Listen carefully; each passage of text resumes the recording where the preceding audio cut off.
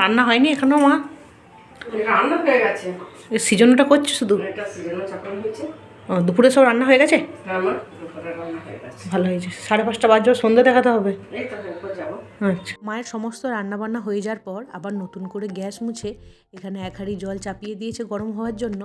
তো জল ওইদিকে গরম হতে হতে মা এখানে 5 রকম কলাই যেটা সকালে ভিজিয়ে রেখেছিল সেটা ভালো করে ধুয়ে নিয়ে এই হাঁড়ির মধ্যে দিয়ে দিল। তো এটা এখন সিজনও হবে। এই সিজনটা আমাদের মা ষষ্ঠীর রান্না, তো এটাকে খুব নিষ্ঠা ভরে খুব মন দিয়েই রান্না করতে হয়। তো মা এখানে ওই জন্য খুবই কম কথা বলছিল। আর এখানে লঙ্কা গুঁড়ো, হলুদ গুঁড়ো, নুন এইসবের জন্য মা একটা আলাদা জায়গা করেছিল। তো সেখান থেকে একটু একটু করে যা যা দরকার সব দিয়ে দিল।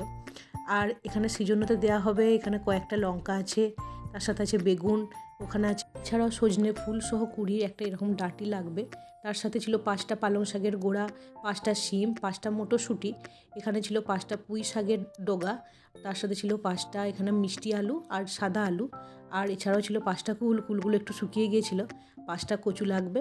আর এই সমস্ত কিছু দিয়েই মা বানাবে আজকে ওই সিজনোটা। তো সেই জন্য এখানে মা সব কিছু গুছিয়ে নিচ্ছিল, ভালো করে ধুয়ে এরপর একে একে ওই সেদ্ধ হওয়া কলাইয়ের সাথে এরপর একে একে দিয়ে দেবে। আর সমস্ত কিছু সেদ্ধ হয়ে গেলে তারপর এটা বন্ধ করে নামিয়ে নেবে। তো তাহলেই হয়ে যাবে সিজনো। হয়ে গেছে সিজনো? দেখি। বাহ, সব সেদ্ধ হয়ে গেছে। আচ্ছা, এই জলটা এতটা থাকবে না, মরে যাবে গো? এটা যাবে ঠান্ডা হলে জলটা। আপনাদের কার কার বাড়িতে সিজনও করার নিয়মটা আছে অবশ্যই কমেন্ট করে জানাবেন। যদি ভালো লাগে ফলো করে সাবস্ক্রাইব করে সবাই পাশে থাকবেন।